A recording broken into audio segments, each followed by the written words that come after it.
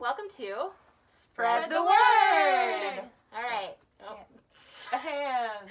Jazz hands. So, Julia is first. Woohoo! Yay! I feel like we're starting off on a really fun high note with mine. It's called Lycanthropy and Other Chronic Illnesses. It sounds like a joke, and it's also not a joke. This is being billed as young adult, but I don't think it reads, it's only, I think, doing that because the characters are, they're not even teenagers, they're like all young, they are actually all young adults, like 19 and up.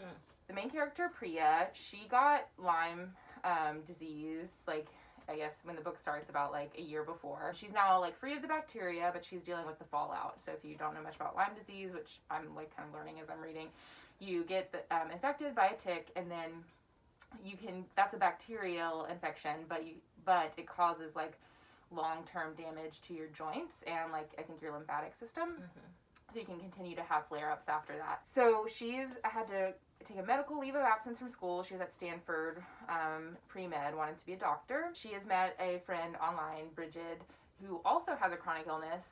She's not sure what it is, but they're on Tumblr. Oh yeah, this is where also I'm like, this book is slightly skewed younger than my generation, so I'm like barely keeping up on the technology.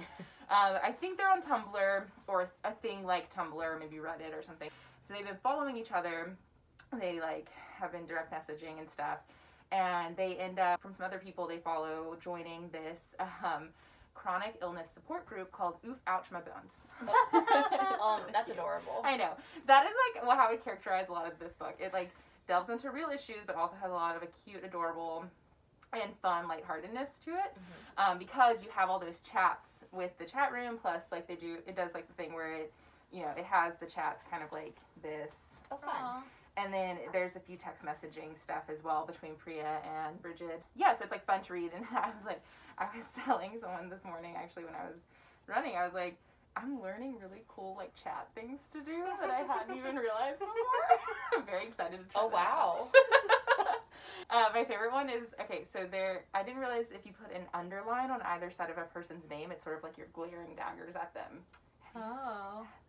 You would think like the crux of the thing would be like Bridget being a werewolf, but actually it is, she's becoming really, really frustrated with her illness, and also because like, I mean, she can't just go to a doctor, right? Mm-hmm. Like there's no one to tell her like a treatment plan or anything, so her outlook is like prognosis or whatever is like particularly bleak, and she's really struggling with that. They start looking like kind of to the occult to like try to figure out, like Priya is like very smart, and like she was pre-med, and she's like, maybe we can like try to study, I don't know, I'll get like an internship at a research place and we'll figure out how to study this. Bridget ends up finding like an old like occult book that has a recipe for like a wolfsbane potion essentially, but wolfsbane, I mean, it's real, but it's a real toxin also. She's like, maybe this will cure me, and Priya's like, also you could die. So they get into this big argument about that. Like they have different goals. Like Priya wants Bridget to be healthy and alive, and Bridget is like, this, like she's so focused on like that might be the cure, like she's willing to take any risk for it. So I don't know what is going to happen, but I'm very intrigued.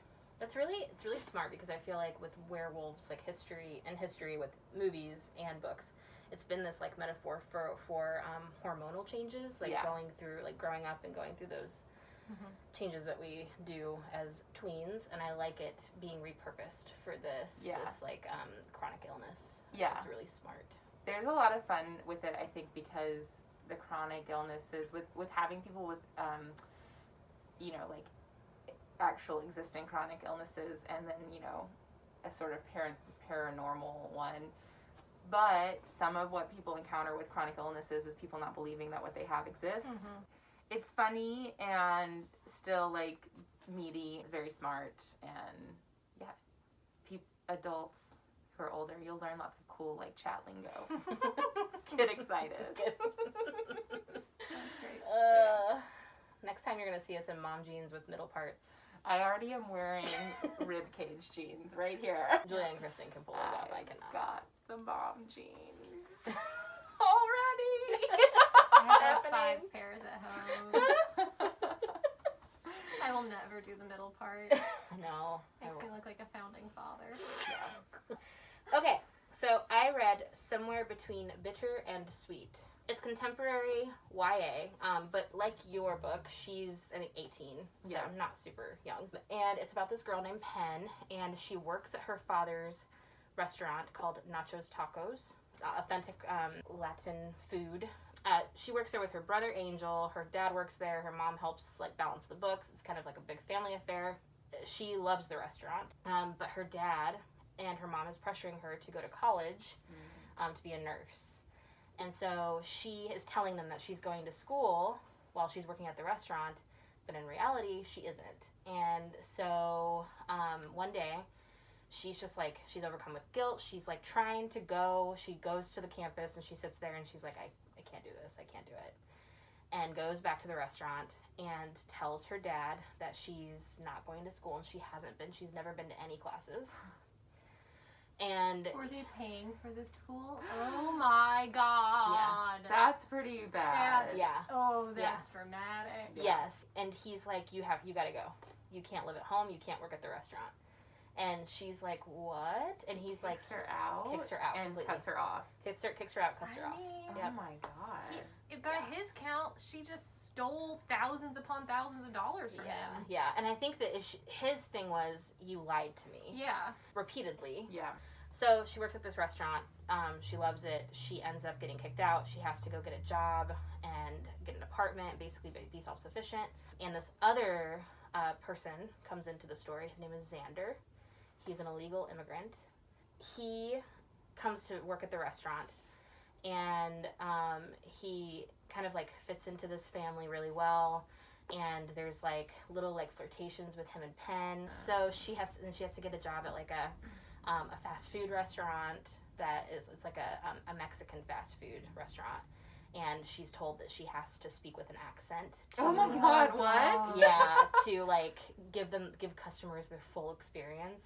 Oh, that's gross. I'm sorry. Have you ever been to Taco Bell and been like, you know what, this just isn't authentic enough, I'm never coming back? She has to wear a mustache. Holy shit! Yeah. What? It's bad.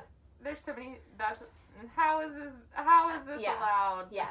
And, like, all of this, too, like, not only does she love the restaurant, but she's super talented. She wants to have her own bakery. She's kind of got this thing going on where it's kind of like a water for chocolate thing where her emotions are getting baked into the food a little bit. So there's, like, a hint of magical realism that you can assume is there, but you don't necessarily have to. So she's just really talented. This is her passion. And her dad is just like, I don't want this life for you. Mm-hmm. And it turns out there's this other man. He's basically like a loan shark. Mm-hmm. He's a loan shark. So he is kind of like pulling BIPOC, like people of color, into these situations where they have to borrow money from him to fund their business. And he's like, it'll be great. Like, you can pay this back. Like, you know, all like bullshit about his intentions, and then holds it over their heads. And in the case of Nachos Tacos, where her father actually hires illegal immigrants to protect them, he's kind of like the like foil to this loan shark in the town. And then like you have this like budding romance between her and Xander. And Xander has his own thing going on. Love the budding romance. Yes, and Xander has his own thing going on where he lives with his grandfather and is trying to find his father because his father abandoned him and his mother when he was really young. And his mother also one day was just like, go to America to live with your grandfather. I don't want you anymore.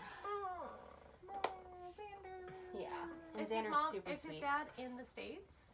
He thinks he is, yeah. So, yeah. Mm-hmm. So he's kind of got this thing going on where he's trying to find his father. Penn's got this thing going on with her own father where she's trying to get him to forgive her, and he's trying to be like, I don't want this life for you. This is like, this restaurant has sucked the life out of me. I don't want this for you. But she's trying to tell him that I do want this. And trying to get him to accept that. And not going about it in the most mature way, obviously, by lying. You know?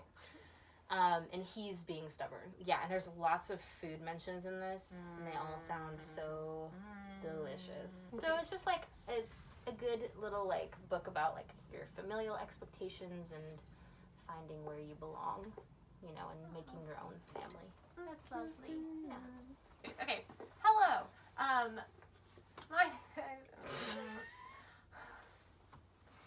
Hi everybody. Hey. I read the final revival of Opal and Nev by Donnie Walton. The final revival of Opal and Nev is told as, it's partially told as the transcriptions of interviews for for a history that has been being written by a music journalist named S. Sunny Shelton, who is the first Black editor-in-chief of a music magazine called Oral. So she's writing this book about this duo from the mid-70s, Opal and Nev. Nev is a British dude. His writing and music is always described as like charming ditties, but with like very folksy, a very folksy vibe, but like really great storytelling, lots of like deeper meaning and messages to his songwriting. And then Opal, his other half, and she's a young Black singer from Detroit, who like at the time of them getting together is doing like a duo show with her sister, Pearl. So Opal and Nev get together, and they have this kind of middling career. They put out an album, and you know, you have like this folksy British guy, and then this like really exuberant and intuitive music that comes from Opal. And pairing that together, they have all their songwriting is like very character driven, and so there's like lots of great storytelling. They have these groupies that they call themselves the Mercurials. Yeah, so it's like this whole like this like up and coming like kind of like indie ground buzz, but like there is a riot that happens at a concert that they're doing with their record label, with the showcase, and a man ends up dying. A man that you find that Opal was having an affair with, and is the father of the woman who's writing this book. Oh. The editor-in-chief of Aura magazine. And so, but there's lots of cutting back and forth, and it covers, you hear from Opal, Nev, their producer Brian, the record label exec. So you hear from all these people to tell this story of like what happened the night that Jenny died, how did it happen. All the characters are very unique, and they all have. I can't believe how well she was able to capture these like individual pockets of people and time. I really enjoyed it. It sounds awesome. As you are going with Sunny on this journey of interviewing these people, and they start to break down their walls around her, and thus to you, the reader, it's just like, oh, that's what it's like to be a person at the epicenter of a cultural hurricane with your own personal hurricane around it. It's really, really powerful. Mm-hmm. I liked it, and it's very atmospheric. I love atmospheric. Great. The end. Okay. Are we gonna sing it out? I'm starting with the man in the mirror. I'm asking him to change his ways. Anyway, thank you for tuning in. We love you so much. Love you. Be safe. Get vaccinated. I got vaccinated. I got my second one. My arm hurts. It's the best kind of pain.